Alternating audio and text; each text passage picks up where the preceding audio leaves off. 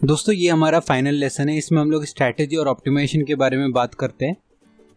इसका हम लोग कोई डेमो नहीं देखेंगे, बट हम लोग इसी माइंड मैप से समझते हैं कि हम लोगों का वो कौन कौन से बेस्ट प्रैक्टिसेस है, क्या स्ट्रैटेजी है, क्या ऑप्टिमाइजेशन का ट्रिक है जो हम लोगों को मैक्सिमाइज करने में हेल्प करेगा अपने बिजनेस को। सबसे पहला जो स्ट्रैटेजी, सबसे पहला जो ऑप्टिमाइजेशन का ट्रिक है वो ये है कि आप स्प्लिट टेस्टिंग पक्का से करिए। स्प्लिट टेस्टिंग से आपको मालूम पड़ेगा एक्चुअली आपका क्रिएटिव वर्क कर रहा है या नहीं कर रहा है।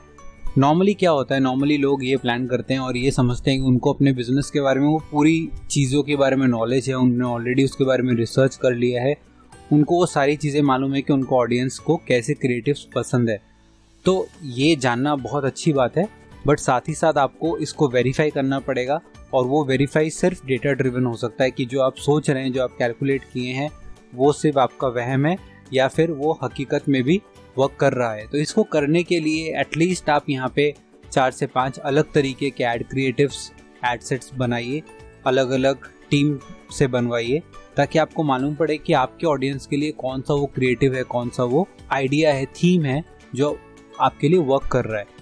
स्प्लिट टेस्टिंग करना बहुत ज़रूरी है। साथ ही साथ आपको स्प्लिट टेस्टिंग करने के लिए एड सेट्स और क्रिएटिव्स डिफरेंट बनाने पड़ेंगे, तो वो आप पक्का से करिए। नेक्स्ट है फेसबुक पिक्सल ऐड करना। फेसबुक पिक्सल ऐड करना बहुत ज़रूरी है।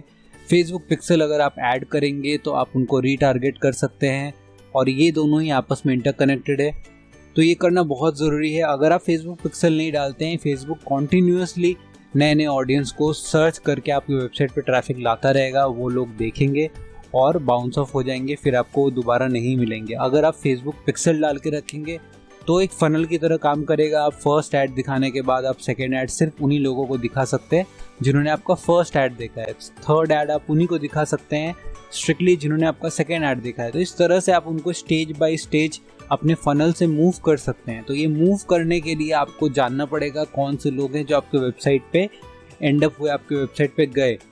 अगर आप ये चीज़ नहीं समझते हैं और ये चीज़ आप फेसबुक पिक्सल के थ्रू आप ये डेटा पॉइंट्स नहीं लेते हैं, तो आपको एकदम ब्लाइंड आई आपको मिलेगा और आप समझ नहीं पाएंगे। आप कॉन्टिन्यूसली न्यू ऑडियंस को रीच आउट करेंगे, जो आपका जो पूरा बजट है उसको इंक्रीज़ करता जाएगा। तो आप ये पक्का से करिए। जो हमारा नेक्स्ट पॉइंट है, बहुत लोग ये गलती करते हैं, वो एक ही ऑडियंस सेगमेंट बनाते हैं और उनको आगे रन करते रहते हैं कंसिडर करके कि हमारा सिर्फ एक ही प्रोडक्ट है। आपका एक प्रोडक्ट हो या फिर आपका एक पूरा पोर्टफोलियो हो, ऑडियंस अलग अलग तरह की होती है, सबका अलग अलग पर्सोना होता है, सब लोगों को अलग अलग चीज़ें पसंद आती है।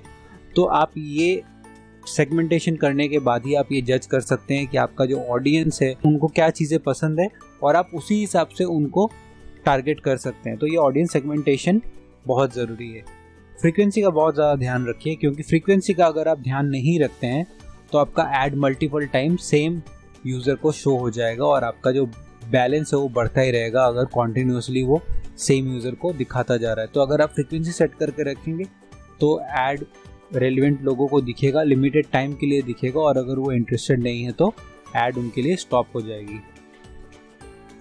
नेक्स्ट इन लाइन कॉग्निटिव बायस। ये बहुत ही ज़्यादा ज़रूरी है। कॉग्निटिव बायस, अगर आप ये टैक्टिक्स आपको मालूम है तो आप अपने एड्स पे इस तरह का कॉपी इतना अच्छे से लिख सकते हैं ताकि वो कुछ ऐसे मोटिवेशन है जो वो इंस्पायर कर सकता है, ट्रिगर कर सकता है, कुछ ऐसे सोशल प्रेशर्स हैं जिनको वो टारगेट कर सकता है। इसके अलावा स्कैरसिटी है, इमोशन है, तो बहुत सारे ऐसे बायसेस हैं जो ह्यूमन नेचर में इंस्क्राइब्ड होते हैं। आप उनको टारगेट कर सकते हैं, उससे जो यूज़र है वो एक्शन लेने का जो कैपेबिलिटी और बढ़ जाता है, वो और ज़्यादा आपके ऐड से इंगेज होना चाहता है। इन सब चीज़ों का ध्यान रखिए। पूरा इन्फॉर्मेशन अगर आप अपने ऐड में दे देते हैं, रिवील कर देते हैं, तो वो वहीं पे पढ़ेंगे और वहीं पे वो बात ख़त्म हो जाएगी। लेकिन अगर आप कॉग्निटिव बायस का जो प्रिंसिपल्स है उसको आप अगर अप्लाई करके रखते हैं तो लोग फोर्स हो जाएंगे आपके लैंडिंग पेज पे जाने के लिए और जानने के लिए। तो इन सब चीज़ों को आपको मेक श्योर करना पड़ेगा कि आप अपने ऐड में अप्लाई करते हैं। नेक्स्ट है हमारा लीड मैग्नेट। बहुत ज़्यादा ज़रूरी है। मैं अपने सारे क्लाइंट्स और सारे स्टूडेंट्स को ये बहुत फ्रीक्वेंटली बोलता हूँ कि आप लीड मैग्नेट्स का यूज़ करो। आपको कितना भी अपने प्रोडक्ट पे भरोसा हो, आप समझ लो कि वो आपका बायस नेचर है जो वहाँ पे वो कॉल ले रहा है, बट हो सकता है कि सामने जो आपका ऑडियंस है वो आपके प्रोडक्ट के बारे में अभी उतना नहीं जानता है, और आप अभी उनको इंटरेस्ट नहीं करा पा रहे हैं, तो पहले ही से ही अगर फर्स्ट ऐड से ही आप उनको अपना प्रोडक्ट का सेल करने के लिए आप उनको ऐड दिखाने लगोगे मिडिल ऑफ द फनल वाले लोगों को, तो वो वर्क नहीं करेगा। आपको कुछ ना कुछ एक लीड मैग्नेट देके उन लोगों को अपने पेज पे लाना पड़ेगा। उनको कोई एक आप फ्रीली कोई एक चीज़ जो है वो आप ऑफ़र करो, अपना बेस्ट कंटेंट, कोई ब्लॉग पोस्ट, कोई चेकलिस्ट, कोई चीट शीट उनको ऑफ़र करिए।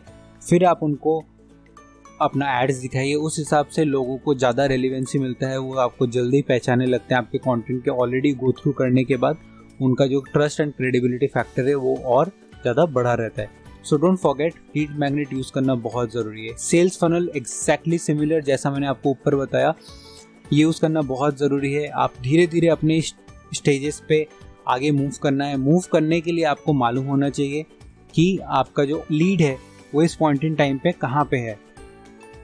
सो इसके लिए आप एक्टिव कैंपेन यूज़ कर सकते हैं। एक्टिव कैंपेन फनल पे किस स्टेज में आपका जो यूज़र है वो कौन सी स्टेज में, उसी हिसाब से उनको एड्स ट्रिगर करता है।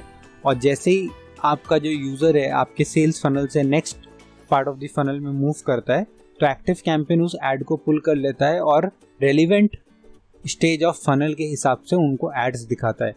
सो इस हिसाब से आपको मैनुअली स्टार्ट और स्टॉप नहीं करने की ज़रूरत पड़ती अपने एड्स पे। सो सेल्स फनल यूज़ करना एक बहुत ही सुपर्ब स्ट्रैटेजी रहेगी।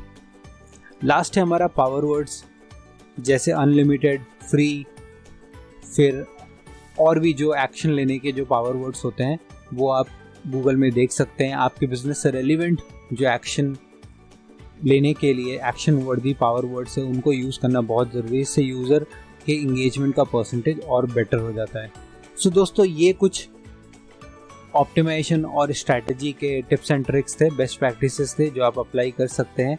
तो आप टिंकर अराउंड करिए इन सारे स्ट्रैटेजीज़ को लेके, इन सारे बेस्ट प्रैक्टिसेस को लेके, और देखिए कि आपका ऐड कैसे फंक्शन करता है और ओवर टाइम आप उसको उसी के बेसिस में ऑप्टिमाइज़ करिए। सो इसी के साथ दोस्तों हमारा ये कोर्स यहाँ पे एंड होता है। तो हम लोग मिलते हैं अगले कोर्स में। Thank you so much.